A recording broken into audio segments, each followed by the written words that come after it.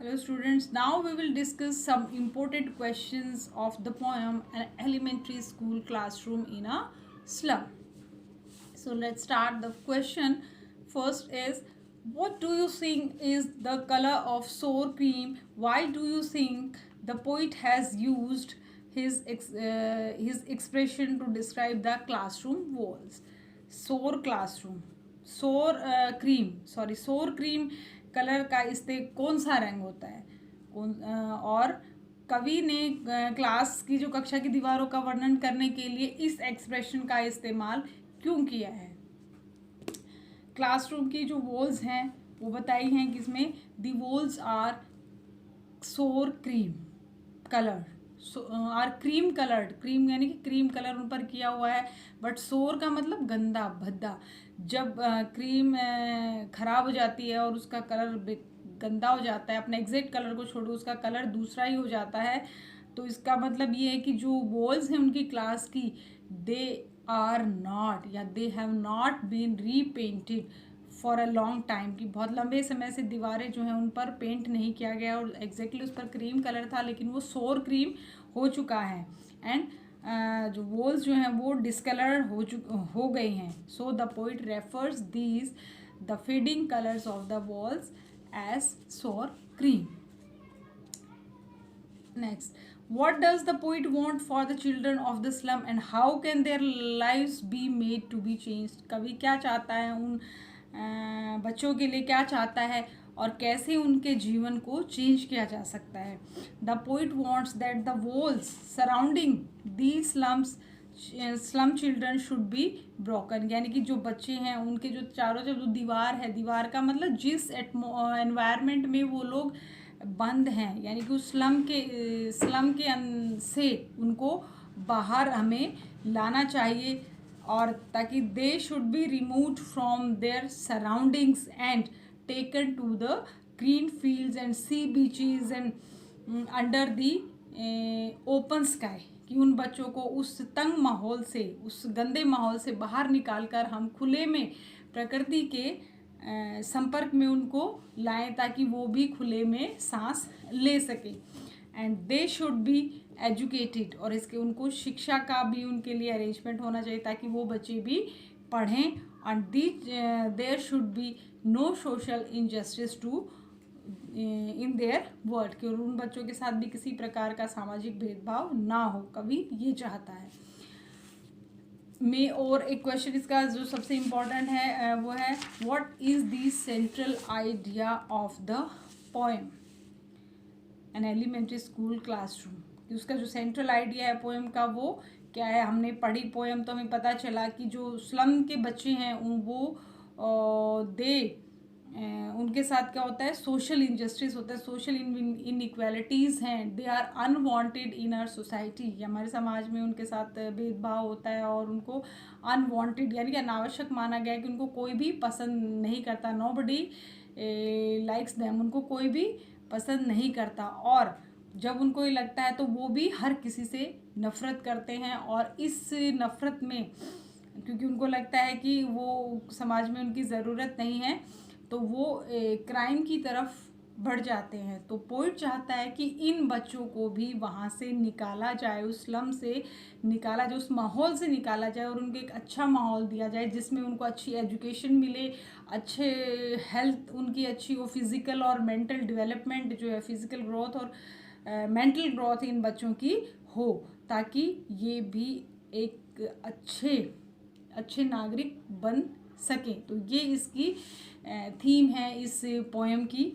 In this poem the poet describes the classroom of a school in a slum and he deals with the theme of social injustice and class inequality. The poor children in the classroom are pale looking, they belong to the dingy world of cramped holes, कि ये बच्चे बहुत ही गरीब हैं और बहुत ही तंग माहौल में मैंने बताया रहते हैं और देयर फ्यूचर इज़ डार्क, उनका फ्यूचर जो है वो अंधेरे में है, और इन सब के बीच में फ्यू ऑफ दैम कुछ बच्चे हैं, जैसा कि फर्स्ट स्टेंजा में बताया था कि एक बच्चा है डिसेबल्ड है, वो लास्ट में बैठा हुआ है, लेकिन ही हैड अ ड्रीम, उसके आँख में मतलब उसकी आंखों में भी एक सपना है, सपना देर कि इस दुनिया से, इस डिंगी वर्ल्ड से किसी तरीके से वो बाहर निकलना चाहता है। तो पोइट कहता है कि there are few who dream of an escape into an open space, की कुछ बच्चे हैं जो चाहते हैं कि इस खुले में निकलना चाहते हैं, यानी कि स्लम से बाहर निकलना चाहते हैं। और poet thinks that these poor children must be taken out of their dirty and unhygienic conditions.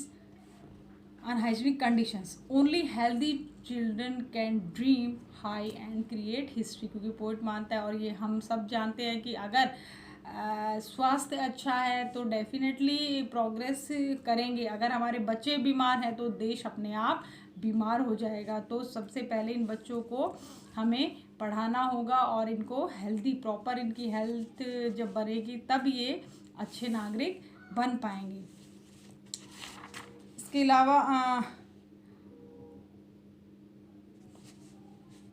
इसमें what does the poet find on the walls of classroom, की जो क्लासरूम है उसकी दीवारों पर कवि को क्या दिखता है, क्या क्या है उन दीवारों पर।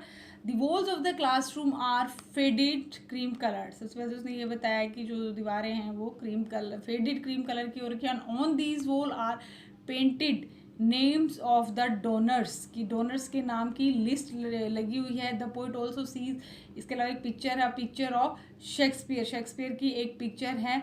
And clear cloudless sky in the morning, there is the map of the world, it shows beautiful hills and valleys and rivers, it shows the also shows the major cities of the world. की दीवारों पर क्या क्या है, कमरे की दीवारों पर कि सबसे पहले ये बताता है कि जो दीवारें हैं they are faded cream colour की हैं, उसके ऊपर शेक्सपियर की फ़ोटो लगी हुई है। और जो डोनर्स हैं जिन्होंने कुछ चीज़ें स्कूल में दान करी थी, उन डोनर्स के नाम की लिस्ट है। एक वर्ल्ड का मैप है जिसमें काफ़ी चीज़ें दिखा रखी हैं, बट बच्चों के लिए उस मैप का कोई मतलब नहीं है। और सिटीज़ दिखा रखे हैं उस मैप के अंदर। तो ये सारी चीज़ें उसके क्लासरूम के अंदर हैं। And how is the world of the children different from the world shown on the walls, walls के ऊपर जो संसार दिखाया गया है, मैप में जो दुनिया दिखाई गई है, कैसे वो उन बच्चों के संसार से अलग है।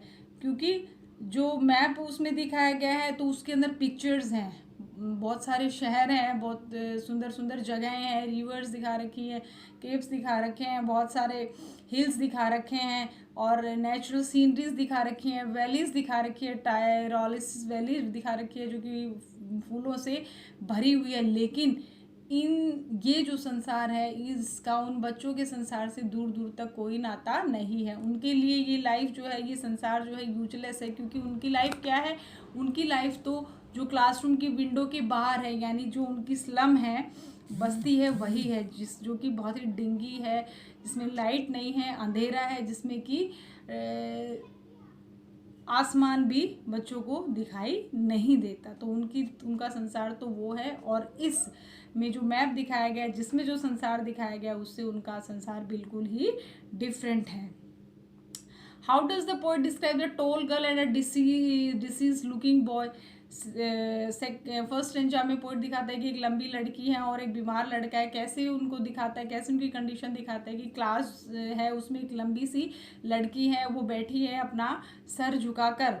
एंड इसके अलावा एक लड़का है, बहुत ही पुअर है और थिन है, पेपर सीमिंग, पेपर यानी कि कागज़ की तरह पतला सा है, और उसकी आंखें जो हैं रेड की तरह बताई हैं, चूहे की तरह उसकी आंखें हैं, और उसके जो जो बोन्स हैं, हाथ जो हैं उसके वो मुड़े हुए हैं, यानी कि उसकी फिजिकल ग्रोथ नहीं हुई है, और उसकी ग्रोथ जो है दैट इज़ ब्लॉक्ड, उसकी ग्रोथ जो है वो रुक गई थी।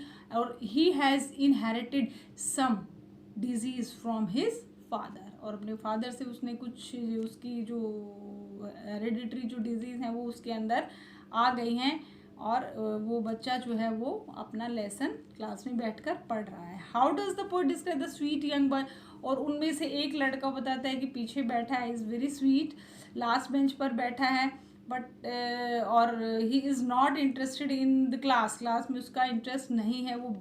और वो उस बच्चे की आंखों में जो चाइल्ड लाइक ड्रीम्स होते हैं वो उस बच्चे की आंखों में है, और वो बाहर निकलना चाहता है, स्क्वायरल्स के साथ जो है खेलना चाहता है, गिलहरियों के साथ खेलना चाहता है और इस दुनिया को छोड़कर जो बाहर प्रकृति है उसमें जाना चाहता है। तो ये इसके इम्पोर्टेंट क्वेश्चंस थे। आई होप आपको पोएम भी अच्छे से समझ में आई होगी और क्वेश्चंस भी समझ में आए होंगे। And that's all for this poem.